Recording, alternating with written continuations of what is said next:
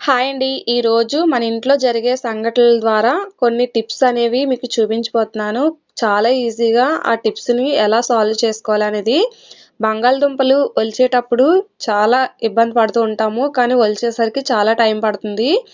మన దగ్గర బూర్లు, గారెలు వేసుకునేది ఇలాంటిది చట్రం ఒకటి ఉంటుంది కదండీ! దానికి మనం ఈ విధంగా బంగాళదుంపలను ఒలిచినట్లయితే చాలా సింపుల్‌గా ఒలిచేయొచ్చు. అలాగే మనం వీటిని చేత్తో పట్టి బాగా స్మాష్ చేస్తూ ఉంటాము. చూడ్డానికి తినటానికి కూడా ఇష్టపడం కదండీ! అలా కాకుండా మనం ఈజీగా దీంతోనే స్మాష్ కూడా చేసుకోవచ్చు. అంటే మెత్తగా కూడా చేయొచ్చు. చూసారు కదండీ! మనం చాలా సింపుల్‌గా చేసుకుంటున్నాము దీని ద్వారా. అలాగే మనం మొత్తం బంగాళదుంపల్ని కూడా ఇలా స్మాష్ చేసి ఒలిచేసుకున్నాము. నెక్స్ట్ ఏంటంటే మన దగ్గర వేస్ట్ గాజులు ఉంటాయి కదండీ! ఈ గాజులనేవి మనం వేస్ట్‌గా పడేస్తూ ఉంటాము. కానీ వీటిని ఎలా ఒక్కొక్క బ్యాంగిల్‌ని కూడా మనం ఫెవికాల్‌తో ఈ విధంగా అంటించుకోవాలి. అంటించుకున్న తర్వాత మనకేంటంటే బాగా యూజ్ అయ్యే విధంగా మనం రెడీ చేసుకోవచ్చు. నేను ప్రతి బ్యాంగిల్‌ని ఫెవికాల్ పెట్టి అంటిస్తున్నాను.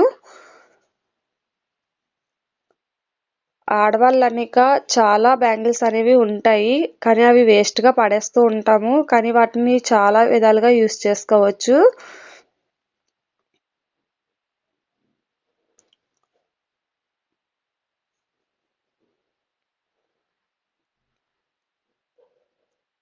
మొత్తం బ్యాంగిల్స్ అన్నింటినీ కూడా నేను ఈ విధంగా అటాచ్ చేస్తాను. అలాగే మన దగ్గర ఇలాంటి అట్టలు అనేవి చాలానే ఉంటాయి. వీటిని నేను ఈ బ్యాంగిల్స్ పెట్టి ఇలా రౌండ్ షేప్‌లో కట్ చేసుకున్నాను. దీనికి కూడా జస్ట్ ఫెవికాల్ పెట్టి ఈ బ్యాంగిల్స్ మొత్తాన్ని నేను ఈ విధంగా అంటించేసాను. చూసారు కదా! వీటిని మనం ఈ విధంగా యూజ్ చేసుకోవచ్చు. లేదా నెక్స్ట్ టిప్ ఏంటంటే మనకి ఎటువంటి ప్లాస్టిక్ బాక్సులు కానీ ప్లాస్టిక్ ఐటమ్స్ ఏవైనా ఇరిగిపోతే పక్కన పడేస్తూ ఉంటాము. కానీ దీన్ని ఎలా రీయూజ్ చేయొచ్చు అనేది మీకు చూపించబోతున్నాను. ముందుగా మన దగ్గర బేకింగ్ సోడా ఉంటుంది కదండి, అదే మన ఇంట్లో వాడే వంట సోడా. దాన్ని ఈ విధంగా అప్లై చేసిన తర్వాత ఫెవిక్విక్ మనం దానిపైన వేసినట్లయితే స్ట్రక్ అయిపోతుంది. మనకి చిన్న చిన్న గ్యాప్స్ కనిపించినా సరే కవర్ చేస్తుందండి ఈ బేకింగ్ సోడా. మనం ఈ విధంగా మొత్తం గ్యాప్‌ని అంతటిని కూడా కవర్ చేయొచ్చు. చూసారు కదా! నేను ఈ విధంగా మొత్తం ఫెవిక్విక్ పెట్టి బేకింగ్ సోడాతో అంటిస్తాను. మనకి వెలుతురులా కనిపిస్తున్నా సరే ఈ బేకింగ్ సోడా అనేది మనకి కవర్ చేస్తుంది.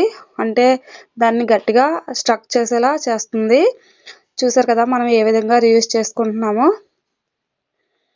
నెక్స్ట్ టిప్ ఏంటంటే ఇటువంటి బాక్సులను మనం వేస్ట్‌గా పడేస్తూ ఉంటాము. ఇలా పడేయకుండా మనకి పైనున్న రింగ్ అనేది ఇలా కట్ చేసుకొని దీన్ని మరింత డిజైన్‌గా కట్ చేసుకోవచ్చు. ఇలా రౌండ్‌గా కట్ చేసుకున్న తర్వాత నేను చిన్న చిన్నగా కట్ చేసుకోవాలి. ఇది ఇలా కట్ చేసుకున్న తర్వాత ఈ పైన మనకి ఎంతైతే సరిపోతుందో అంతలాగా కట్ చేసుకోవాలి.